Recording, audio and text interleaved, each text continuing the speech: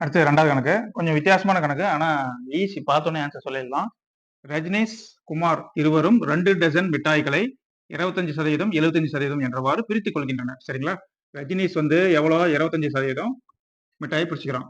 குமார்ன்றவன் ஒரு 75% மிட்டாய் பிரிச்சுக்கிறான்.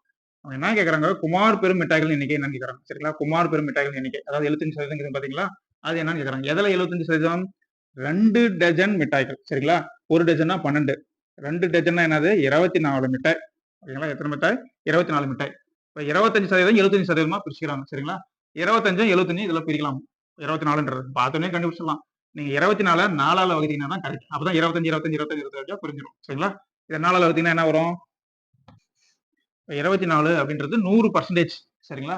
50% எவ்வளவு? இதுல பாதி.